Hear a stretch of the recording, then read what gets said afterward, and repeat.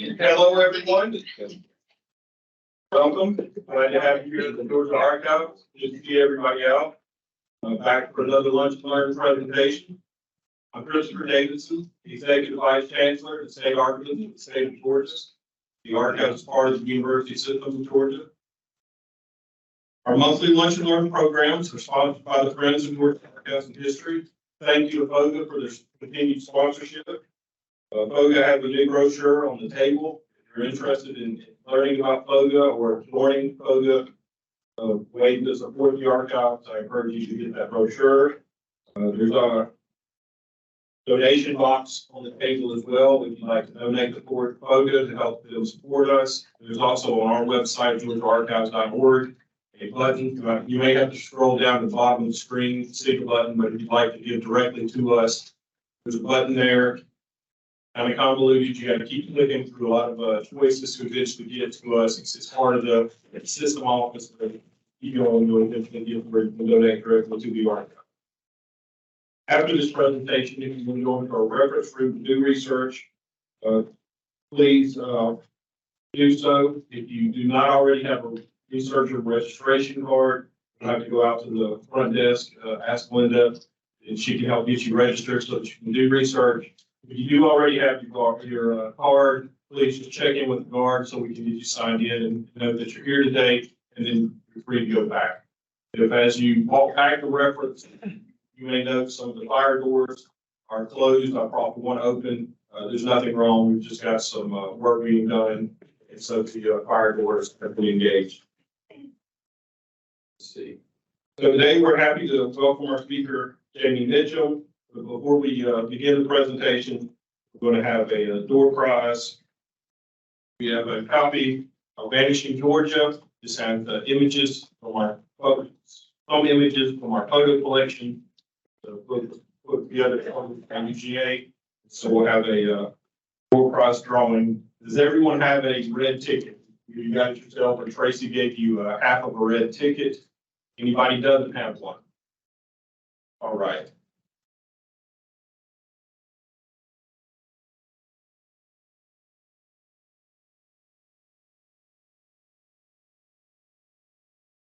If you just draw one out. And the losers can blame you, not me. He set you up. He did set me up. The last three digits, 650. Winner over here. Sure, I got my glasses on. Thank you. Just There say you we're go. confident. 5-0. Thank you. Thank you. Thank you again, everyone, for coming out. We have our monthly lunch and learn every week, once a month. All right. Make sure that you register. We get your email. If this is your first time, and use that email. If you notice the future events, the future lunch and learns, future quarterly presentations, and also encourage you all to look at our website, georgiaarchives.org, to see some of our upcoming events. Now for today's speaker. Jamie Mitchum is a native of beautiful and historic Charleston, South Carolina. Following high school, he enlisted in the U.S. Army and retired 25 years later as a Master Sergeant.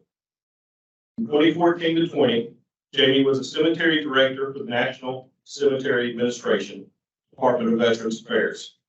In this capacity, he was honored to direct burial services for over 15,000 veterans and spouses at 5 national cemeteries throughout our nation, including the Marietta and Georgia National Cemeteries north of Atlanta.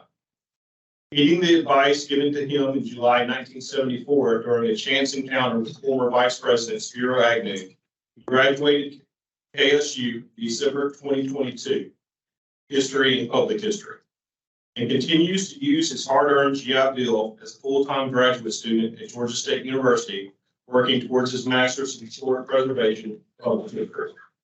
Welcome, Jamie.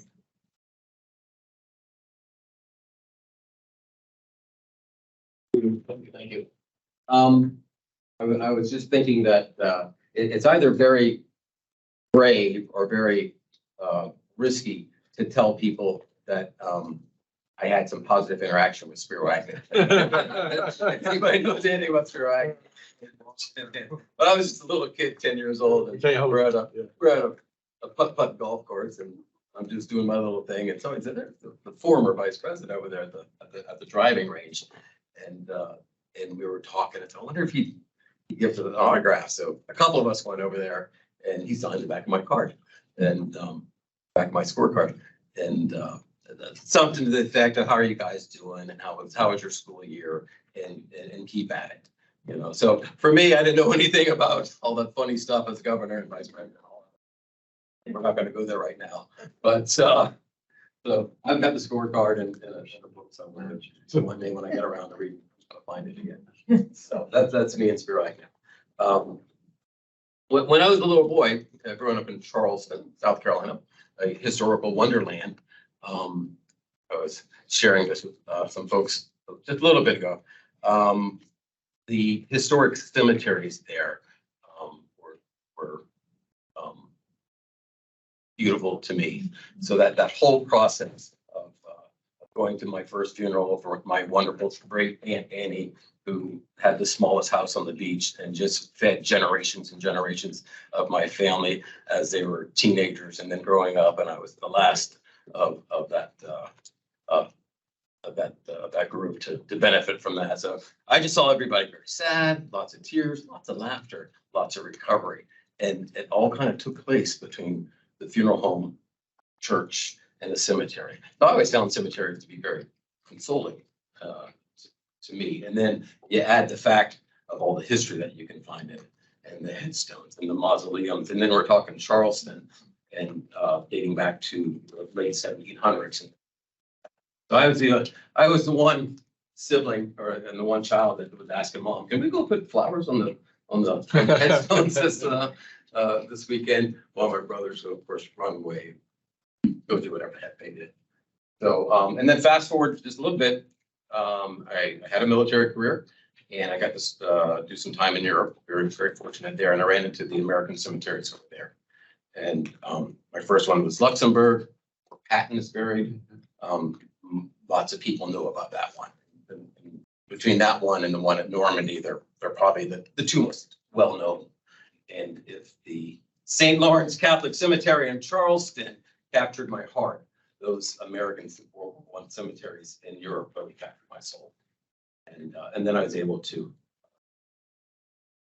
get a career with the National Cemetery Administration a few years after retirement.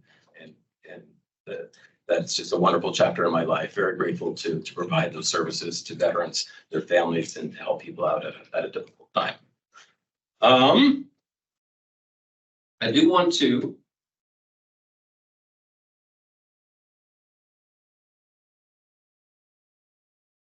okay, good. So it is right. All right. So thank you, Penny, Marcy, and Tracy. Marcy Greffel is not here. She was here last year at this time from Oakland Cemetery, and I worked for her last summer. She was doing a learn to learn, and I ran into Penny, and Penny said, hey, Jamie, how would you like to come out here and tell us a little bit about National Cemeteries? And Tracy picked up the torch, and we communicated throughout the spring, and here I am. So I said, you really are going to give me the opportunity to stand at a podium and talk about national cemeteries, and like throw me in the briar patch. And Dr. Dickey, I don't know if anybody knows Dr. Jennifer Dickey from Kennesaw State University, who heads the public history department. If it wasn't for her, I certainly would not be here either. She is just a champion of students there at Kennesaw State. And thank you, everybody. I didn't get to meet everybody beforehand, but maybe afterwards. We can have a little chat as well. I was an employee of the National Cemetery Administration. I think you know that. I love working for them, and I am not an employee of them today. So anything you hear is coming from Jamie, and it's not coming from the government.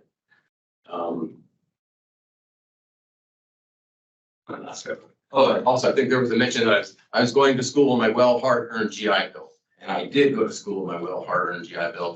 That came to an end. And I am not bad-mouthing the Department of Veteran Affairs. They promised me 36 months. They gave me 36 months. And no, I will not pass the hat.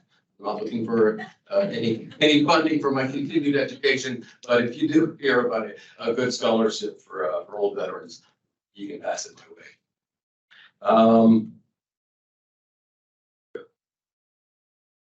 I think that we probably recognize that picture on the second row in the middle. Marietta. Marietta, yeah, a whole bunch of folks here. I know I have a relationship with Marietta. So keep that in mind. We're going to talk just a little bit about that later on. And I wanted to highlight right here the top picture on the left. That's Ellen Ainsworth. She's from the great state of Wisconsin. And she was a lieutenant. She was a Navy nurse during World War II. And she was serving injured soldiers south of Rome in 1944 when they began to be bombed. She did not leave her post. She covered injured soldiers, and she was hit by shrapnel. Died 6 days later, and is a recipient of the Silver Star. And she's buried at the Sicily Rome American Cemetery, which I was able to visit just last summer. And out of all the stories I was able to run into there, hers resonated with me and just has.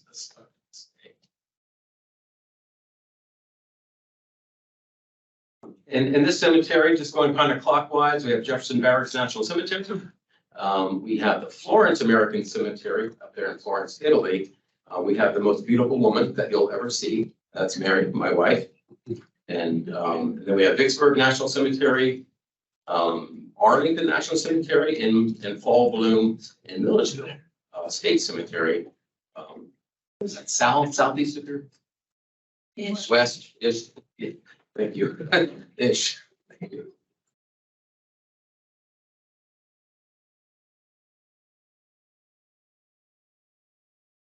All right, got the caveats out of the way, and all right, so let's kind of talk about where national cemeteries came from. I'm willing to think that most people here have heard of a place called Arlington National Cemetery. Yeah, anybody visited there? Yeah, what type of feelings, emotions, thoughts, memories, or facts might we know about Arlington? Already leave? A home, it's worth it. Yeah, the mansion, The mansion. unknown soldier, Kennedy's. the Kennedys. It might be probably our most prestigious cemetery. Is it the largest? History. No, History? not large. Is it the oldest? No. No, you guys are good. Okay. So we're gonna find out a little bit more about Arlington in just. What other cemeteries? Natural cemeteries. We got Marietta. Just rattle off one or two that you may have gone to or know about. Chattanooga. Dallas. Dallas, yeah, Dallas is great. Riverside. Riverside. California. Punch bowl. Talk about a survey. Yeah, so we know a few national cemeteries here. Prior to the Civil War, Unico Dutch battle, both died. Most likely what was going to happen is they're going to be buried somewhere on the spot in a mass grave, maybe an individual grave, and maybe somebody wrote them a letter to their loved one. And that gravesite was probably going to be forgotten about eventually. The Civil War comes about, and the amount of death in the Civil War is just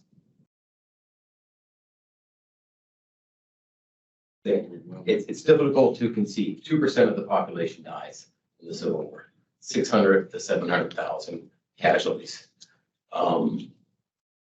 Lincoln recognized that he needed to do something to keep the support of the population.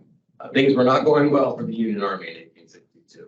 But that is where national cemeteries came to play. Congress passes legislation in July of 1862, authorizes the president to buy land, and the first 14 national cemeteries throughout places where the war is being fought, where hospitals are, where personal war camps are. So the first national cemetery we've established is not Arlington, and on the next screen, we'll find out which one it is. Fast forward just temporarily to today, and there are 5 agencies that take care of national cemeteries. We have the Army, National Cemetery Administration, American Battle Monument Commission, state and territorial VAs like the Georgia Department of Veteran Services, and the National Park Service. All right, so what we want to do is we're going to start with the National Cemetery Administration. They take care of 155 national cemeteries throughout the nation and Puerto Rico. And then you can see that the first one was Alexandria. And when you see NC, that third bullet down, that's not North Carolina, it's just National Cemetery. When I was going through training to become a director, like every cemetery ended in NC. So we kept studying all the cemeteries. I said, how many cemeteries can be in North Carolina? It was just one of our. So the NCA is part of Big VA. Department of Veteran Affairs, I think we all know Veterans Health Administration, that's the hospitals, Veterans Benefits, and then you have the National Cemetery Administration. And those are the folks who maintain and take care of those 155 cemeteries. Today, there's over 5 million burials of veteran spouses and eligible children. After Alexandria National Cemetery, there was not Arlington, but there was Annapolis. And I'm not sure if you can read that list on the right-hand side. Gosh. And that's okay if you can't. The one point I want to make, that's the first 16 established cemeteries. And Arlington is still not on the list. But the 2 that are very interesting to me are Chattanooga, right up the road, up 75, and Beaufort National Cemetery. So just think, it's 1862, 1863, the war is still at its apex. And here are these national cemeteries that popped up in the Confederate territory to bury and honor Union soldiers. And quite a history behind that, and I don't have the time to go into everything, but I always find that very fascinating. Recognize that name on the upper left? Yes, sir. Yeah, Who's so that? conscientious objector. Marine Corps, medic. What was the movie? Hacksaw Hacksaw Ridge, that's right. Great movie. And the movie. It was well done. The movie was true. That's one of those was true, and it could have been even more true to have 2 or 3 hours to add things that he accomplished. I know that Brad Quinlan was here back in September, and somebody else was here talking about Marietta and Georgia. I think everybody comes here to talk about Georgia history. But do we recognize what's going on in the lower left? Great looking lady chase. There we go. I think that we had a luncheon on that not too long ago, right? It was at the General.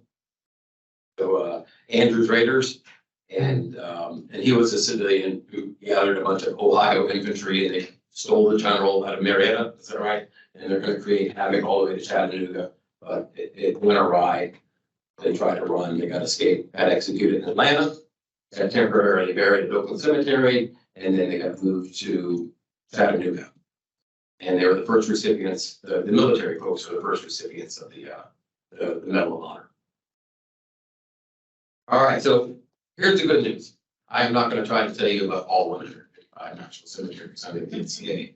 But the better news is I'm going to tell you about a few. We're going to start.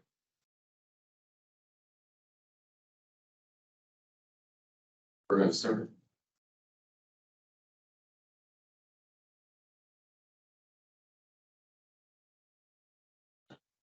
Chance. There we go. All right, we're gonna start right here in our backyard. Georgia National Cemetery up in Canton, Georgia. Established in 2006, and they're a very, very, very active cemetery. Do about 12 to 15 burials a day, and you can see they now have over 30,000 burials. Who here has heard or remembers Scott Hudgens? The Atlanta folks? Good, got a few hands. So I think he was a developer at Gwinnett County. I think Gwinnett County, World War II veteran, did everything that he possibly could, that a soldier could possibly be expected to do in the European theater, from D-Day to the Battle of the Bulge. And liberating some concentration camps, going into Austria, returning home and serving his community. So a big developer, and he returns to Europe in the 1990s during that 50-year anniversary of the war. And he certainly visited the Normandy American Cemetery and was quite inspired. He knew a lot of folks in the cemetery that he had served with. And Marietta was full. The VA was looking for land to build another cemetery. And he said, I'm going to take care of that problem for him. And so he donates 780 acres. But it wasn't that easy. Just the government's really good. If they need something from you, they're going to get it, right? If you try to give Uncle Sam something, they don't know how to handle that. It was a Herculean effort on his part, and he had to call in a lot of favors, including the last name there. I think you'll recognize that name. Anybody who's been to Georgia for a year or two. Yeah, Max Cleland. And so I know he talked to Max, and he talked to who knows whomever else, but they made that happen. So the land got donated right before he passed away in 2000. Is that right, Ramon? Yeah. So and Max Cleland, just to refresh in our memory, he was a senator from the state of Georgia. He was the Secretary of Veteran Affairs for a while. He was the Secretary of the American Battle Monuments Commission, and probably more prominently that he was a Vietnam veteran and a triple amputee. So he lost both legs and most of his right arm, I think, in a horrible accident in Vietnam. But then he went on to serve his nation in so many capacities. And he died just less than 2 years ago, and he's buried there at Georgia National Cemetery. So like I said, there were today, I checked the schedule, there are 13 folks, 14 veterans and family members that the staff up there at Georgia National Cemetery is taking care of today. And people used to, I told them I was getting ready to be a cemetery director, and that's really good for you. At this point in your career, you're going to have a nice quiet life, and you'll probably cut a little grass and talk to a few people who are visiting. And like, yeah, we're going to do that. But I just want to read a paragraph that kind of talks about what goes on there on a daily basis. So the cemetery opened its gates in 2006 and currently has over 30,000 interments. Veterans, spouses of veterans, and certain dependent children are eligible for burial. On a typical day, 11 to 17 services and burials take place. The cemetery takes on a life of its own. Veteran volunteers greet each family that arrives for a burial. Permanent staff lead families to a service location where uniformed service members perform military honors. As taps echoes throughout the fields and families share final prayers, the field crew performs the honored labor of burying each casket or urn with the utmost of dignity. Ground crew professionals mow, trim, set headstones, and maintain the cemetery to perfection. Behind the scenes, logistic and administrative activities occur at a rampant pace. Many family members return regularly to visit their loved one's gravesite. The cemetery director oversees and synchronizes all efforts. On a typical day, over 40 full-time staff, volunteers, contractors, and honor guard members combine to make each family welcomed and comforted on what can be a most difficult day. So that's not the quiet little job I thought I was getting myself into, but it is the most gratifying experience of my life. We're going to move on. We've talked about Marietta Cemetery and other lunch and learns, but let me remind you of a few neat things about Marietta, just north of Atlanta. So a man named Henry Cole was a Northerner, and he was living in Marietta, and he's in the railroad business. So he'd been there throughout the 1840s, 1850s, doing well since that this whole area is built on railroads. The war breaks out.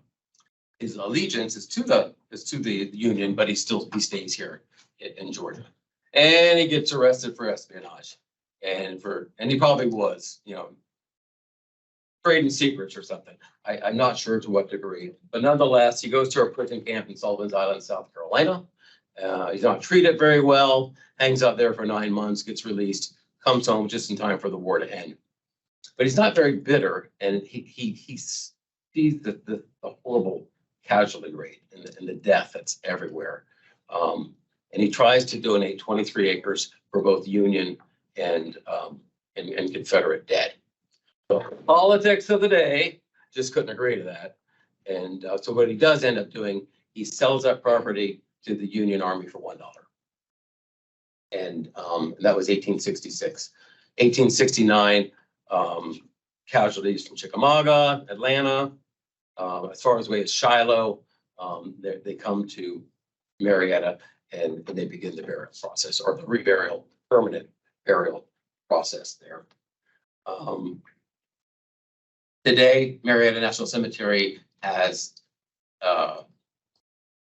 service members from every war, including the Revolutionary War, War of 1812, Mexican-American War, even those ones before the Civil War. They were moved there at different times throughout the life of the cemetery. There's actually a guy there, I wish I knew his name. He was a veteran of the American Revolution, the War of 1812, and he was the governor of Georgia for a term or two. I should have his name memorized, but that's a gray hair, that's right. So just a million stories here, but I'm only going to go to 2 quick ones. E. Stevenson, I think Brad covered that back in September, but that's Emma Stevenson, and she was a slave in 1863. She gets her freedom as Sherman is doing his thing through Tennessee and coming into Georgia. She follows that army, and is nursing Union soldiers who are wounded in battle. And there's a lot of documentation that talks about Emma and her contributions to the Union Army. If you ever go to the Kennesaw State National Park site and you see the film that they show, to kind of tell you what went on for that battle, she's featured there. So she dies of some camp diseases. I'm not sure which one, but she dies there in July of 1864 and is buried amongst the soldiers she helped care for. On the left-hand side, we see James Curtis Terrence. James was a corpsman. Actually, he's a hospital nurse, but he served as a corpsman with Marines in Vietnam, and he was killed while performing his duty, helping wounded Marines in the foxholes, going from position to position, and he took a grenade and died in Vietnam. Came home, was buried in 1968. Almost 20, whatever my math is, between 1968 and 1994. In 1994, his father, a World War II veteran, passed away, and they actually share the same gravesite. So that's the same headstone. It's James Curtis is on the front, James Isaac, his name is on the back, but they share the same gravesite. And there's at least 3 instances there at Marietta that tell that same story. Vietnam veteran casualties killed in action who share graves with their World War II parent. I think that's all we got time for Marietta. Anybody who's been here, I know the family in the back left were sharing pictures and stories, and maybe we'll come back and dedicate a whole session to Marietta. Let's travel far west, and we're going to go to outside of Seattle, the Tahoma National Cemetery. This came into existence in 1998, and already they have almost nearly 70,000 interments. Now, most of the folks who are buried here are veterans, whether they served for 2 years, they served for 22 years, they served for 32 years, they got out with a very positive discharge, and so they and their spouse are now eligible for burial in a national cemetery if they wish to be. Anybody, well, you can see, I think it's already written there, but there's Mount Rainier straight down Veterans Avenue. Now, on a good day, you can almost reach up and touch her from the flagpole, and that's about 35 miles away. But on a typical Northwest day, when the clouds come in, you don't even know it's there. But on a nice day, She's a pretty addition as she looks over the cemetery and pays homage to those folks. Let me tell a story about the headstone on the left. Andrew McConnell, on September 14th, 2009, I was working for United States Africa Command in Stuttgart, Germany. And the headquarters for US Africa Command was in Germany. It just started up a few months prior, maybe a year or so prior. And one of my additional jobs was casualty coordinator. We didn't get a lot of casualties. It wasn't, hostile activity taking place on the continent of Africa. But I got a call one day, September 14th, and it said, "Hey, I need to tell you about a Sergeant McConnell who died, who was killed today earlier by IED in Afghanistan." And I thought, we don't have any soldiers in Afghanistan. I think you need to call the European command on the other side of Stuttgart. And he said his father is in your command. But yeah, I knew who Colonel McConnell was. So, we get a chaplain, we get a casualty assistance officer, we let the commander know, we make all the phone calls, and 8 o'clock that night, somebody was knocking on the door of the McConnell residence and passing on that news. At the same time, somebody was knocking on the door of Mrs. Andrew McConnell, who lived in Washington State, and sharing that sad news with her. And then there are also two sisters who were at college, university, at places throughout the United States, and a sister living there in Germany. So the next day, a lot of phone calls, a lot of paperwork. My office just shut down and completely supported the McConnell family. And we were able to get Colonel McConnell on a transport plane with his son's remains going to Dover, Delaware.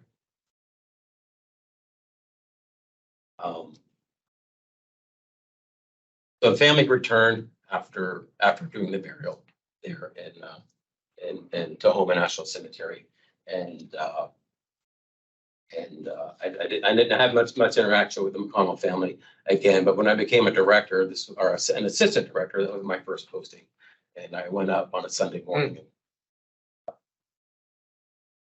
and met Andrew. I tell that story thousands of times, and I still get choked up. So, but that is Tahoma National Cemetery. All right, South Florida National Cemetery. I was there for 2 years. Beautiful place down in West Palm Beach, and also one of our newer cemeteries opened up in 2007, and they're a very busy cemetery. Just look at that burial rate. All right, let me see how I can tell this story. Corporal Velasquez on the left and Sergeant Viva de Nera on the right. Sergeant Velasquez' family is from Ecuador, and Riva de Nera, his family is from starts with a V. Venezuela. Thank you very much. So these families meet 3 times. They're immigrant families. Their sons were born in the States. They met at the funeral service for Riva de Nera after he was killed by an IED in November of 2010. They come back a month later and they meet at the service for Velasquez, who was also killed by an IED. It's about the same location in Afghanistan. But the first time they met was Thanksgiving 2009, right before the unit deployed at Fort Campbell, Kentucky, home of the 101st Airborne. And I think of that, and I hear these immigrant families whose first American-born sons joined the Army, and they met on the most American of holidays. And then, of course, they met 2 other times. So that's who we at the NCA have the honor to take from. All right, this one is a little bit lighter. I went to Sacramento, that Valley National Cemetery, somewhere between Sacramento and the Bay Area, and served those folks for 2 years. And beautiful place. The 2 cemeteries around the Bay had filled up, and this was desperately needed, and the VA opened it up in 2006. So lots of stories to tell, but here's a Here's a easy-hearted one. Lee Greenwood, I'm proud to be an American. So he was coming to the cemetery, he and his family, they're gonna bury his father. His father had been cremated, he was a World War II vet, and he had died some years ago. So I knew he was coming, and I kind of told my boss, hey, we got dignitaries coming on, but I promise we're gonna give them the same respect, the same service, the same level of privacy, and no autograph seekers and no selfie lookers, from the staff. So he and his wife are the most affable people. And we did the service, and they started asking me questions. Where you from? How you doing? Really appreciate what you do. And I told him, hey, see the interment. There's Caesar's over there. He's an Air Force vet. He's gonna help take care of you for the rest of the burial. Mrs. Greenwood goes right over to Caesar. How are you, Caesar? It's really good to meet you. We're so proud to be here with you. And but by the end of that visit, there was a lot of autographs and a lot of selfies. But nobody asked him to sing. So my boss up in Oakland said, "How did I go today? Everything was good. Everybody behaved themselves?" "Yes, sir. We all behaved ourselves." But just that was one of the more fun days as a cemetery director. All right, so we're finally getting to Arlington. And the Arlington is run by the United States Army. The United States Army runs 2 national cemeteries, Arlington and the Soldiers' Home Cemetery, somewhere in the footprint of Washington, D.C. Arlington is actually the 21st established national cemetery, 1864. Certainly there's 400,000 plus burials there today. How many presidents are there? Name one. Yeah. And John Kennedy, and somebody got it right. So that's William Howard Taft is certainly there, but that's it. So there's only 2 presidents there, but over 400 Medal of Honor recipients, and I don't know how many generals and admirals and soldiers who have just really heroic stories there. So who owned Arlington at the time of the Civil War? Generally. Yeah. And the Custis family was married to? Originally. And at the time of the Civil War? Please. Lee. Very good. So we'll try to put that in chronological order. Martha Custis Washington inherited this land from her father. Martha bequeaths it to her son, and it goes to her grandson, and then it goes to her great-granddaughter by the name of Mary Custis, who marries and becomes Mary Custis Lee, Robert E. Lee's wife. So this land belongs to Robert E. Lee through marriage at the time of the Civil War. The war breaks out, and the Civil War breaks out, and the Union Army says, we need that because it was such a strategic piece of land. A good piece of artillery could knock out the White House and the Capitol. So Lee was off serving. He was already the commander of Virginia troops. And Mrs. Lee was there, and some Union lieutenant comes up to her one day and says, "Ma'am, we're basically coming to take Arlington. And you might want to think about leaving." And she was distraught, and she was upset and all this other stuff, but she goes to Richmond, and indeed the Army takes over Arlington Mansion, right? And all that land. So the story goes, the next years they owe taxes on it. She sent somebody, Mrs. Lee sent somebody to Washington to pay the taxes, and they said, "Nope, we need the owner to show up." So they're trying to get Mrs. Lee there, not to arrest her or anything, but to kind of humiliate her. So she didn't do that. So the Union, thinks they really own this land now, or at least they said they did. It is a war. And in 1864, Montgomery Meigs decides to do burials on Arlington property. One, they needed to figure more places to do more burials, but 2, it was a little vindictive. Mhm. Montgomery Meigs was a big time general in charge of the quartermaster. He and Lee knew each other. They're in in Mexico together. And by now, the war's drug on for 3 years, 3 really bloody, nasty years. And Monument Miggs is pissed at Lee.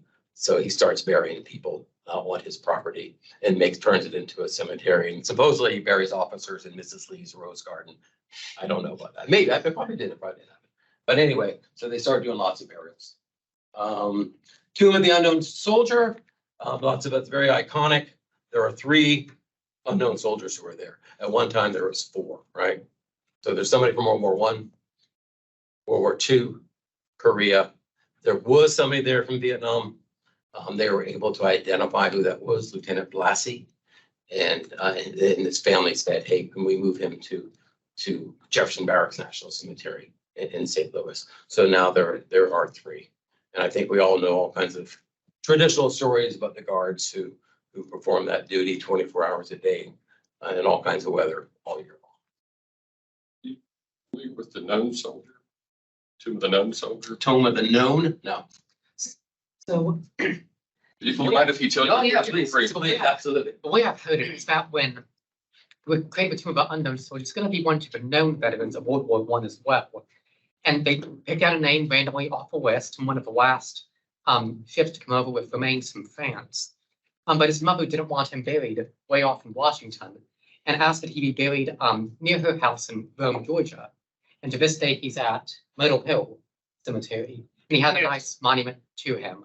And he's still called the known soldier. The known soldier. So the monument in Arlington, where he's actually buried. I don't think he even has a monument at Arlington, but it just kind of. But there was going to be the unknown soldier and the known soldier Okay. at Arlington. Oh, that's how it is. Yeah. Thank you. Thanks for that. Sir. So how did they finally resolve title of that property for Arlington? Or Yeah, is it so still unresolved. Yeah, you mean like property running out? Well, you know, I mean, Or who owns what? yeah, did Congress say, okay, well, we're sorry, it was wartime and we're gonna compensate you I with think they a did. dollar or something, but Oh, the Lee family? yes. Yeah. Thank you for reminding me of that. 1868 to 1872, Lee's son, I'll just call him Mr. Lee, Custis Lee, I think his first name is Custis. So he is fighting this in the court system. And he goes through makes it up to the Supreme Court. The Supreme Court looks at the whole case and says, yeah, Union Army, United States government, yeah, you did the wrong thing here. This property belongs to the Lees. But of course, it's been filled with thousands of burials. So Custis Lee goes to Washington, pays the $92 tax bill. There you go. Here's your $92 tax bill. And in a signing ceremony the next day or later that day, the government buys it back from him for $150,000. And the person who oversaw that ceremony, somebody by the name of Robert Todd Lincoln, the then Secretary of War, President Lincoln's son. So thanks for reminding me. I forgot to tell the rest of that story. So pretty cool. And there's about 8 gazillion stories of Arlington. And if you want that website, we'll go to Arlington. Very interactive. Lots of lesson plans for teachers. Lesson plans galore on just about every subject, from African Americans, Medal of Honor winners, women in combat, and the list goes on and on. And there's also walking tours. So for our average historian, amateurs like ourselves, when we go there. Sir? I got another question about Arlington. Why has it not changed hands to the regular cemetery administration? Those 2 little cemeteries, one big, one small, in the district or near the district, you know, are owned by the Army. That's not their business. Yeah, I only have theories of tradition. Okay. Right now, if you get buried in Arlington, I'm going to get to you, man. Yeah, very prestigious, of course. You know, lots of people want to be buried, want grandpa to be at Arlington. But if your grandpa dies today and he is eligible for burial there, you're thinking 3 to 6 months, maybe on it with good timing to be buried there. And that's just the facts of life. But you're going to get a heck of a service. You got the 3rd Infantry Division looking sharp, graveside service right there. And not saying you don't get great service at a national cemetery, but those services take place at a shelter. The honor guards do their thing at the shelter, and then the burial usually takes place once the family is gone. Still a very, wonderful service, but and just tradition. If you want to talk theories and thoughts afterwards, I'd be glad to do that. Ma'am? Oh, I did. Thanks for that too. And that's Jackie Onassis Kennedy, and that's an interesting twist of events. So she was a widow, right? So her spouse was a veteran of the United States Navy. He dies. He's buried at Arlington. She's eligible for burial. In 1960, or whenever she died, 1994, I think, or about that time period, the rules at that time said if the widow remarried, you'll lose your eligibility.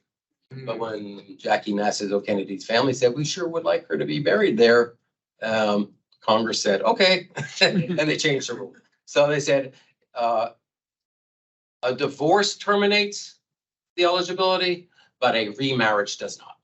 So, and now they apply it across the board. But as we say, all veterans are equal. Some veterans are more equal than others.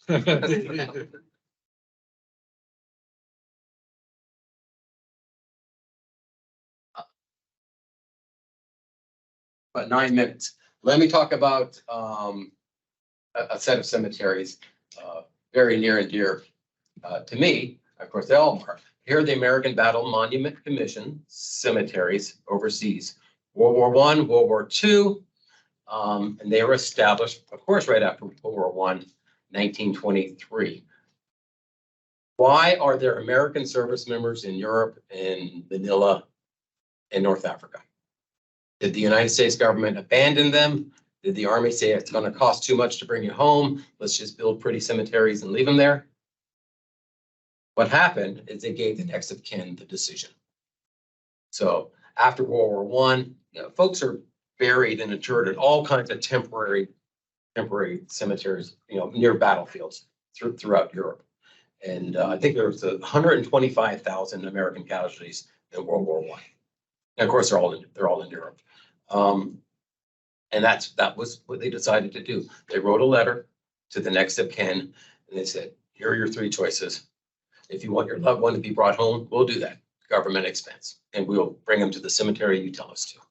If you want him to stay exactly where he is, we'll talk to host nation and see if we can leave him exactly where he is buried.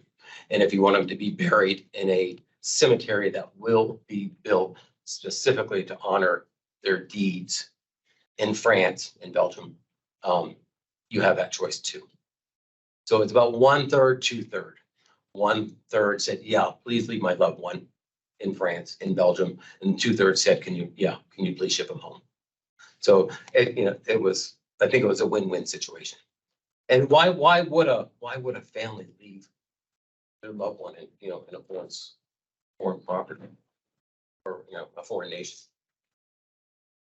The kind of the sentimental thought of their lying and resting with the service members, their buddies that they died with on the soil that they protected or defended and liberated. President Teddy Roosevelt, one of his sons, I don't remember which one, was killed in World War I in an aerial. He got shot down. And the Germans buried him. Full military honors. They knew who he was, check dog tag, paperwork, records, uniform. This is the former president's son. So there's pictures of them doing military honors and they bury him, and they wanted those pictures to be, well known. So I can't remember what village, but he's in France somewhere. And the former president said, yeah, I want my son to stay there. And this really influenced a large number of other American families to say, well, if the president thinks this is a real honorable, neat thing to do, so do we. So that kind of increased the popularity, if you will. And some people think, wow, how could you leave your loved one over there? But if you go over and visit these cemeteries, they're about the most honorable place on earth. And what happened during the 1930s is the government paid for Gold Star Mother pilgrimages to these cemeteries, to the 8 World War I cemeteries where these soldiers were buried, men and women. There were men and women there, mainly men, of course. But they passed that legislation in the 1920s, and during the Depression of the 1930s, when money was tight, they saw to it. If you wanted to go and visit your loved one in the cemetery, you got first class service all the way there. The rest of the story, there were African American mothers who did that, and they did not receive first class service. And they get to France, and the French people are saying, "What the hell's going on here? And you Americans are some funny people, you know." So that's just, that's some unfortunate, difficult history that there is. All the service members were buried, regardless of race, regardless of religion, and regardless of rank, right? One right after the other. So in these cemeteries, there never was any type of segregation, except for George Patton, who is buried in front of all his troops. But, that's a different story. So Helen Fairchild, she's buried at the Somme American Cemetery, northern France. She was a nurse, and she died as she was exposed to gas, and she had given her mask to an injured soldier in the hospital, and she ends up dying from gas exposure. These two ladies, Gladys and Dorothy, and it's Cromwell, they're twins. They are from blue blood in New York City. Their father is like president of the American New York Life Insurance Company. The brother really has the title of head honcho of the stock exchange. And these two ladies, with a portfolio bigger than all of us combined, we're going to volunteer. And they go over to France, and they are right behind the front lines, taking care of soldiers. Bombardment every day, artillery. All those horrific injuries that happened in that war, they're exposed to it. And there's all kinds of accounts of them, just performing their duty admirably, honorably, meticulously, day and night. The war ends November 11th, 1918. So they're there to help clean up lots of injured soldiers. And in January, they hop on a ship in Bordeaux, France, and they're getting ready to go back home. And the two twin sisters committed suicide together. He jumped off the ship, and they found their bodies a little while later. But they had written notes and letters and stuff, but they just said, "We're going back to New York City to live in the Hamptons. Nobody's ever going to understand what just happened to us and these boys and girls and for the last 2 years." Yeah, but they are buried at the Veteran American Cemetery right outside of Paris. Everybody see the Eiffel Tower? Yeah, I just took that picture. I took all those pictures last month. So I got to go to 6 of these cemeteries in the last 4 weeks. And out of all 21 in Europe, I can say I've now been to all 21 of them. So I don't know if that sounds like I'm bragging, but I'm just touched and very grateful that I was able to do that. Took me 25 years to do it. So here's some examples of those notifications that went out to next of kins. On the upper right, that's a World War I example. It actually went out to an aunt, and she's, what would you like to decide? And she says, "Yeah, I'd like to have him brought home, but since he's in France, I'm happy to let him stay and stay there." But on the left-hand side, kind of like that more memorandum looking thing in the middle, that's a government letter to Dr. Norton in Conway, South Carolina. And it explains everything. What would you like us to do? Bring him home? Not bring him home. His son was a ground troop and had been killed in Europe. So he writes back. Even my strong glasses. As I have so often said before, this boy is one of twins. The other now lying at the bottom of the North Sea, not far off the coast of Holland, not far from Haarlem, where he was buried temporarily. And never having been separated in life, they are as close as they can ever be, just where they are. And so I wish this boy to stay exactly where he is, not only at the moment, but forevermore. So he is buried in the Ardennes American Cemetery in Holland. And right up there, you'll see a name, Edward R. Norton. That's his twin brother. His plane went down in the North Sea. They never found him, so he is on the wall of the missing. And they're in the same cemetery. So lots of these cemeteries, you find brothers, sets of brothers buried next to each other. And in this case, you know, they are still there, but they're still memorialized in the same cemetery. So another touching cemetery, another story, and I can do here in a minute or two. Take a look. Take a look. Take a look. And voila. The Oliver Reed story, the Ollie Reed family story. Ollie Reed Sr. is a colonel. Ollie Reed Jr. is a lieutenant. It's 1944, January 1944. They take a family photo on the right-hand side. There's senior, there's junior, and there's the third. Ollie Reed Sr. was killed. I think that says July 30th. Close to it, July 30th, 1944, in France, about a month and a half, 2 months after D-Day. His son, Lieutenant Junior, who graduated from West Point in 1942, was killed in Italy 3 weeks prior to his father being killed. Meanwhile, at home, the wife and the daughter-in-law are sharing the same house in Manhattan, Kansas. And on August 13th at 6 o'clock, I'm not sure what time, but August 13th for sure, a telegram arrives. And that's how they did in those days, right? Somebody delivers a telegram.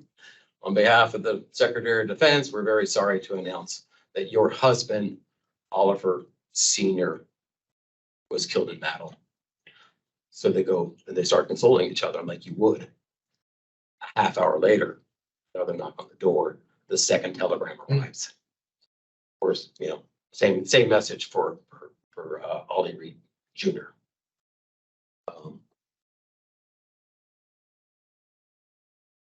And if you didn't figure out, that's Ollie Reed III. So he's been to Normandy 3 times, that as the story was told to me by an interpretive guide at Normandy just 3 weeks ago. And that's the family on the upper right. So there's 5 generations of the Reed family who come back as often as they can in various capacities. But there they are, senior, junior, the third, his children, and a grandchild. And there's Sandrine on the bottom left. If you ever go to Normandy, you got to ask for Sandrine. And she is just a wonderful interpretive guide. She's French, speaks English better than you and I. And communication is not the problem, but make sure you have some tissues when she starts telling you stories. Because the appreciation that she has for all 9,800 Americans in that cemetery is not capable of being measured. So just a lot of other professionals there from the ABMC that I ran into in the last 4 weeks. Normandy, the Somme, the Lafayette Escadrille Cemetery out of Paris. ABMC just took that over. Those were the Americans who flew for France right before, years before the Americans entered. And they, 50 of them were buried in a crypt below that memorial. And then the ABMC took it over a few years ago, lack of funding. So beautiful, beautiful cemetery and a great story. They flew for France. They're buried there by French, and they had their French commanding officers with them. So just fabulous stories. I think this is the last slide. And I did want to mention Andersonville Cemetery in Andersonville, Georgia, POW camp, where the Confederates kept Union, meant for hold 4,000 at any given time. It got 16 or 20,000. It was just an ugly mess. And I think 45,000 total internees over a year and a half, and about 13,000 deaths. If somebody knows different numbers, I think those are, but they died in the internment camp and the prisoner of war camp just because of conditions.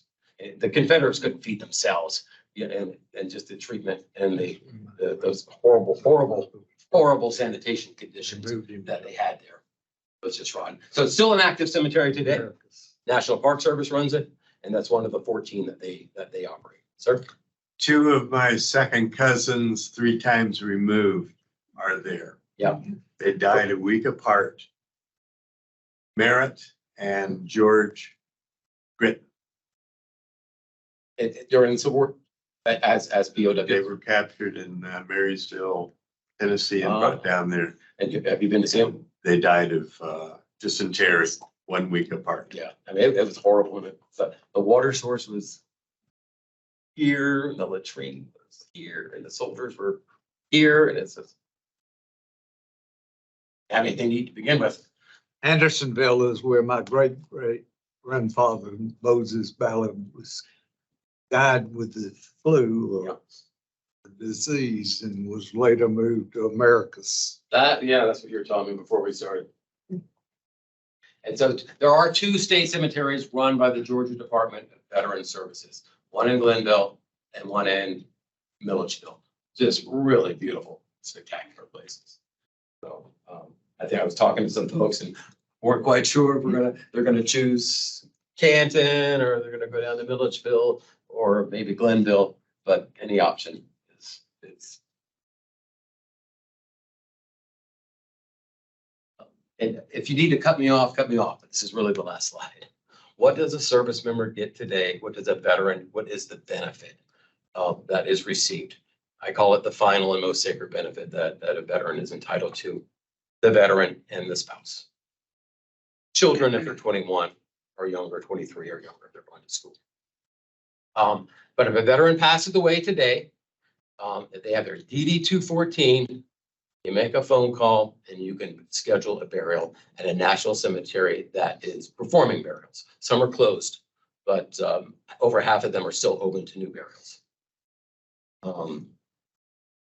Everything that happens inside the gate is covered by the benefit. The headstone, the opening, the closing of the grave, the military honors, the entire service, and the actual burial. And then perpetual care of the grave. So whatever you have to do with a funeral home preparation, remains or cremation, be prepared for that expense. Okay, but again, everything that happens inside of the gate is covered in perpetuity. I had to practice that word in order to graduate intern school, in perpetuity. Yeah. And it really is, other than Arlington, I'm not speaking poorly about Arlington, we're just talking factually. For a national cemetery such as Georgia National, it can be an easy process. If you made no prior arrangements, but your family has that DD 214, they can make arrangements. Most funeral homes are going to do this for you if you go through them. But if you don't go through a funeral home and you want to do it yourself for cremated remains, and if grandpa or Uncle Joe or grandma is a veteran or the spouse of a veteran and they're sitting on the shelf, sometimes this happens. We've heard all kinds of stories where grandpa was on the shelf for 20 years and mom and dad have passed away. And what are we going to do with grandpa? I did a World War I burial at South Florida a few years back. He'd been passed away for 30 years. But his granddaughters now have grown up and they made a few phone calls and we did the burial. And after this, if you want to talk about that again, so if you know a veteran or if you're still trying to get your preparation for paperwork in order, see me after this. Love to talk to you. How many times can I say last slide? That's me. And so if you have access to these slides afterwards, give me a call. Give me an email. Ma'am? Is there anything significant about Jefferson Barracks National Cemetery? A lot. It's very historic, very large. Their first burial is 1830s. There was a military installation there, so they did some burials, and then it opened up as a national cemetery soon after the Civil War. So there's a lot of history here, but they're one of the 5 busiest of the 155 national cemeteries. They do about 30 to 35 burials a day. And it's have you been there? Yeah, I'm from St. Louis. Oh, you're from St. Louis. Okay. I trained there for a year, Okay. on and off. I go there quite often to do all kinds of things. Well, one day we're writing correspondence to a congressman, and the next day we're cleaning toilets, like a good director should. Should know how to do everything that takes place on the cemetery. But I buried my first veteran at Jefferson Barracks, grave site 1QQ1207. Never. But I'd love to talk about Jefferson Barracks after this too. You mentioned the Honolulu Cemetery. Yeah, the one, what's it called? Punch bowl. The Punch Bowl, that's right. And that's kind of a mix. You've got the American Battle Monument Commission has a memorial there. And then the National Cemetery Administration runs the cemetery. And so many folks from places like the USS Oklahoma and the Arizona unknowns were buried there. It's a very active cemetery today. But the Department of Defense, POW, MIA identification team, the folks who find unknown remains, do as much DNA testing as they can to figure out if they can identify, and then contact families to see if they would like to, leave the veteran where they are or move them elsewhere. They're very active at that cemetery because of that. They're World War II and so much burns unidentified at the time, but today's technology is helping. So this is the last. Very nice. I was, if you ever go to Europe, and there are 21 Oh, national cemeteries in Europe, there's one in Manila, there's one in the Philippines, there is one in Mexico City. But if you're in Europe and you're just driving around northern France, Belgium, right behind the D-Day beaches, of course, it wasn't just the Americans. The British fought valiantly and they kicked butt, and the Canadians did too, and the Polish, and the French resistance. But there are military cemeteries all over France. So you got Canadian cemetery there, British, you have German cemeteries all over the place as well. And those are pretty, after all these years, it's a pretty neat experience to go and see where our admirers and where they're buried. And they all have a different character, a different story. And all I can say is, as quite objectively as I can, nobody takes care of their cemeteries as well as the Americans. We get teased about that, but oh well. But beautiful places, and once again, I'm spotted with a beautiful woman down there in the middle. And that was in Italy, Orvieto, Italy. And we were renting this place on a mountain, and somebody said, "Oh, there's a British cemetery down there." "Oh, where's it at?" It took me 3 hours to find it. They are. And then there's these signs like, Canadian cemetery 400 meters away. Don't go there unless you have like tractor tires. But they're all, very well maintained. So. This is in Bondy, a very, very tiny town in France. And of course, it's just an obelisk, and it lists the 15, 16 folks who died in that town of less than 500 people who died in World War I, all over the United Kingdom, France, Belgium, Germany. That scene is repeated town after town after town. But if you were in a British regiment and 2,000 of you came from Cambridge and a bad day at the Somme, 1,800 are dead. And I can't say that happened to Cambridge, the United Kingdom, but that happened repeatedly in many other places. Like entire towns were wiped out in a single day or a week or a month or something like that. All right, I've overstayed my time lot, and thank you so much. And I'll be glad to stay afterwards and just chit chat. And I hope somebody learned one thing or two.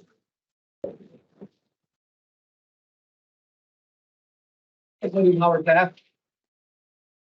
There was a door prize for that. And that, oh, no, not that one. That's a good book, though. The Politics of Mourning for Arlington National Cemetery. Great book, great book. Oh, not that one. And there's Dr. Faust, the Republic of Suffering, talks about death in the Civil War. And where is your door prize? Here we go. Love and Sacrifice. And that's the Ollie Reed story. The Reed family, as told through letters, telegrams, diary entries, and interviews. Thank you, folks. Thank you. Thank you. Thank you. Thank you very much. Very interesting, sorry I had to step out. We'd like to also give you a copy of Vanishing Georgia. The next lunch and learn will be July 14th. We'll introduce our new outreach archivist, Robin Clem, who will speak about her most recent experience, Rome Area History Center, past, present, and future. The archives will be closed Saturday, June 17th, in observance of Juneteenth, and on Tuesday, July 4th for Independence Day. I encourage you, if you have time as you leave, our exhibit is on disasters in Georgia. Kind of this direction going in, there's an outer exhibit, but the inner exhibit may be dark. Walk in, the lights will come on. Again, thank you all for coming out. It's been a wonderful turnout, a wonderful presentation. Just in case you were wondering, we're down in this room because the Georgia Archives Institute is going on for 2 weeks upstairs. So next month we should be back in our regular room upstairs. Thank you all. And you're welcome. Y'all can have the room for as long as you want, as long as you're willing to answer questions, stick around and talk with each other. But enjoy yourself. Thank you.